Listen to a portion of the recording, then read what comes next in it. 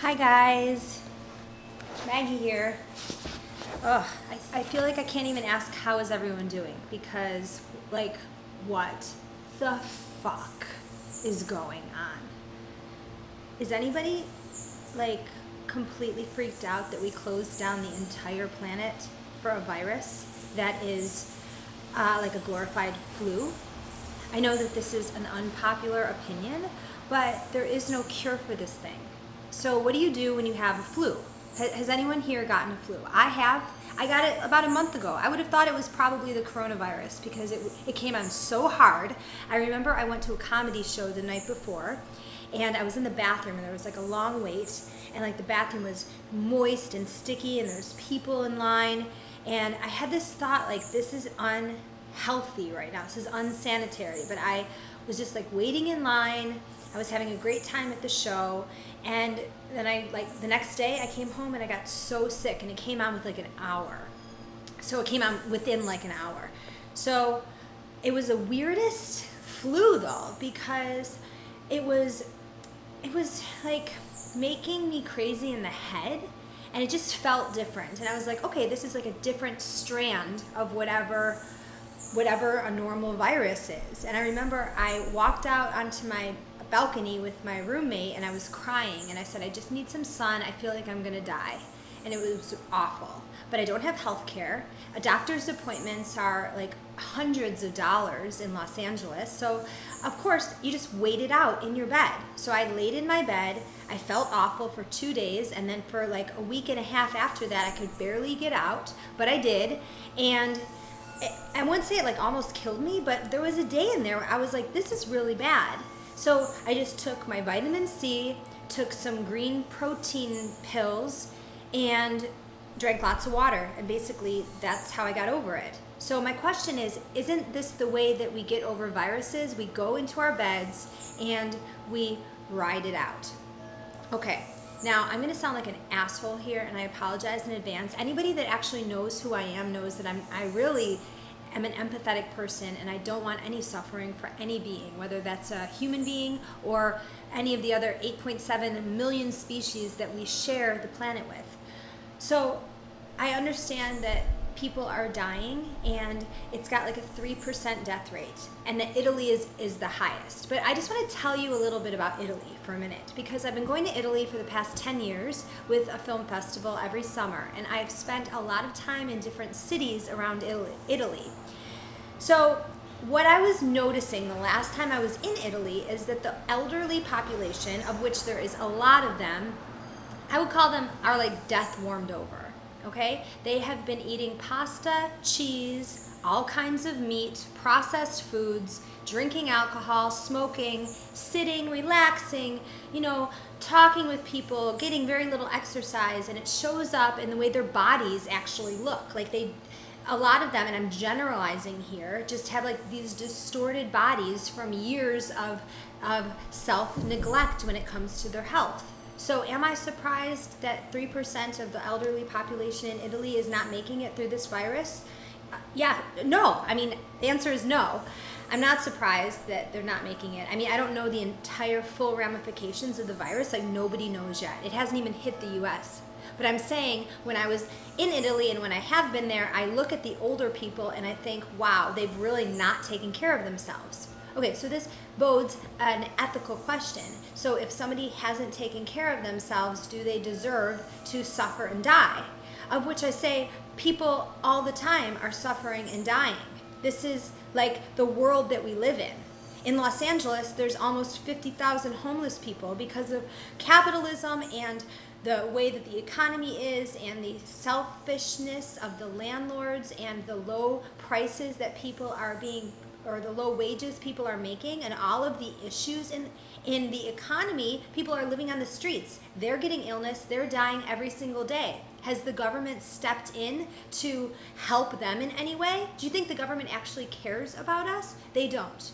But now with the virus, it's being used as a weapon to completely stop the world economy and to put people out of jobs, put people out of the way that they make money to eat and to support their families, putting them inside in fear, which causes a complete increase of stress hormones and a whole range of diseases on its own. When you're worried, sick to death about something, it becomes death. So they've shut down the entire economy through the media. And I understand, again, I'm going back to logic. Yes, it ripped through Italy. It's ripped through Iran. It has been a real issue, okay? But it's got a very, very low death rate. Yes, in Italy it was high, but from my observations that I have physically seen, it's because of the health of the older people.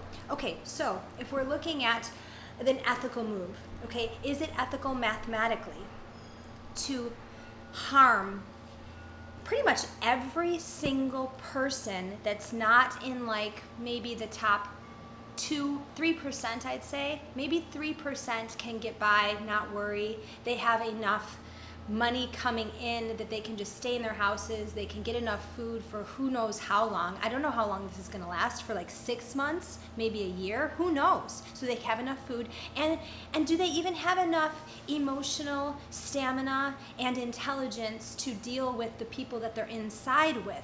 Their spouses, their kids that they didn't plan on homeschooling. Okay, so like there's a lot of factors that come into play if somebody's going to be able to live in a home with people that they didn't expect to be stuck with. So that in itself is an intelligence that probably a lot of people, even in the top 3%, don't have. But they have access to other amenities. They probably have bigger houses. They can separate from any person, maybe their kids. I don't know. I don't know what people with kids are doing right now, because everybody expects the school systems to raise their kids. So they have kids for what reasons? You know, I'm an antinatalist, and you can look up this community on Reddit. It basically says, okay, let's just adopt and not create new people. Because first of all, that's non-consensual on the terms of the baby, and most parents are just letting their kids go out of the house at age 18 just to fend for themselves. It's like parents want a kid to make themselves feel better, to give themselves purpose, to, I don't know, alleviate some kind of void in their own lives that they think a child is going to fill. And then once the child doesn't fill that, they're not as close with them. I mean, there might be some parents that have them for the right reasons, but think about it. A kid, most of the kid's life is spent after 18. And the parents didn't think about that. A lot of times they want to just relive their youth, or not even their youth, their childhood, and that sweet time they're trying to grasp at again and live it through their children. So I don't think it's ethical to bring new people into the world, but you're not going to change biology. People are going to do this as long as people exist, because we are basically just glorified apes that are reacting. We can't observe our own ways of being. We just kind of go with the flow. So a lot of issues with how the world's reaction to coronavirus has been. I feel like mathematically, if we're looking at the amounts of suffering and alleviating suffering in the masses, that to close down everything and put people out of jobs, completely tank the economy, was a completely awful idea. If I was running the world, I would have let the virus just sweep through. And it takes who it takes. I mean, that is nature. I don't mean to sound like an asshole, but if you haven't, it's hard to even say. It's like hard to even say, because if you haven't taken care of yourself and you're getting elderly and you've treated your body like shit for your entire life, and you get taken by a virus, people get taken by all kinds of things when they don't treat their bodies correctly. They get taken by heart disease, by stroke, by cancer, diabetes. There's been so many different viruses and bacteria to take humans out throughout history. So we're using this one as a way to completely stop the world's economy. Do we know what that's going to do to everybody? That's taking mathematically every single person that doesn't have income and emotional intelligence to live with the people inside sequestering. I mean, if we're just not even looking at the ethics of taking our rights away, okay? If we're just looking at what it's doing to the human way of life, being stuck in your house, that's affecting pretty much, I would say 97% of the population, and putting maybe it's necessary, maybe it's unnecessary stress hormones in their body from having to deal with the stress. I mean, walking into the grocery store with a policeman and police on the street, we've turned into a police state. Are our rights gone now? I mean, they pretty much are.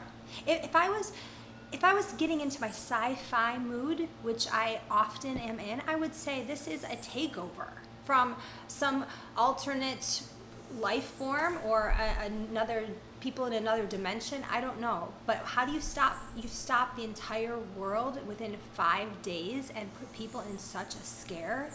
I'm not downplaying that this virus is bad, but there have been bad things that take people out throughout history. Look at Ebola. It just hit Africa. They're not closing everything down because of it. It shakes through. It takes the people that it takes, and that's it. And you know what? In the end, take care of yourself from the beginning, okay? Maybe don't eat processed dead corpses and their secretions. You know, maybe, I have my share of bad habits. I drink, you know, so if I were to go, you know, I've kept my life pretty like just me. I don't have a husband, I don't have a boyfriend, I haven't dated anybody in like 10 years. I'm pretty undateable for many, many reasons if you watch my other podcast. And I sound like I'm being kind of harsh with all of this, but it's just how I feel, and like feelings come up and I should be able to share them, which is one of the reasons I have this podcast. So I'd really like to see and hear what you all think of this. You know, I'm pissed that this started from people eating animals and doing it in such a disgusting, psychotic way through these wet markets in China where they take exotic animals, cram them in cages. It's so upsetting for those animals. We're just another animal. Why do we think that we deserve to live and have our lives just go on as normal when we are exploiting not only people in our own species, but all the other animals on the planet? Not seeing that we're all interconnected with all of our ecosystems, trashing it with plastic, waste. Nobody wants to make change if their lives are just going along smooth. I mean, this is a definite wake-up call. It sucks that it had to happen this way. I probably wouldn't have like taken every single country and shut the doors and made people scared and possibly starve in the future. That is a real, not only starve, but be subject to domestic abuse inside of the houses. I mean, you're gonna go crazy with people. Some people I can't live with people. Thank God, I don't even believe in God, but thank something that I'm alone and with one other person that's not like a significant other every once in a while. But it's gonna get crazy inside those houses. That's where the real horror story is gonna happen. These parents aren't prepared to hang out with their kids for however long. And what about the education system? What's gonna happen to that? They're doing distance learning now in Kansas for the rest of the year. Did we just lose a year, maybe more, of education? Do you think these kids are going to actually, the parents are going to actually have the kids learn things online? I can't go look at a video screen and do practically anything. And I'm an adult. You're going to expect a kid to do that? It's just super upsetting, unethical. I don't have words anymore for it. It's just my thoughts on what's going down, and it's going to get really bad. So I don't know. I guess I'll end with telling you a few things that I've done, if it even matters, to help with, I don't know, stockpiling food or whatever. I made a soup, got a big thing of beans, rice, tofu, canned tomatoes, and garlic, and some Frank's Red Hot. I threw it in a soup, making that. I got a bunch of granola and cartons of almond milk for like breakfast. And then I'm doing, rice and beans. So that's what I'll be living on for the next God knows how long. This is fucking insane. Okay, I'd love to hear your comments, and I love you all. I hope you're safe from whatever is gonna blow through. Take care of your bodies. You know, I was in Sam's Club. People are buying cartons of Pepsi and little meat meat things inside of plastic containers this big, a tiny little like meat empanada. Shit. They like just put shit in their bodies, shit on the environment, eat animals, let animals live in disgusting slaughterhouses, and like we expect anything but what just happened. You know, we share the planet with 8.7 other million species, and we need to begin to understand that we are all connected and we can't continue like this. And I think this is a huge wake-up call. I just don't know how many lives are going to be lost because of it. And I don't know. It's like, I'm going to go now, and please comment below. I'll be posting regularly now because there's nothing else to do. So, love you all. Bye.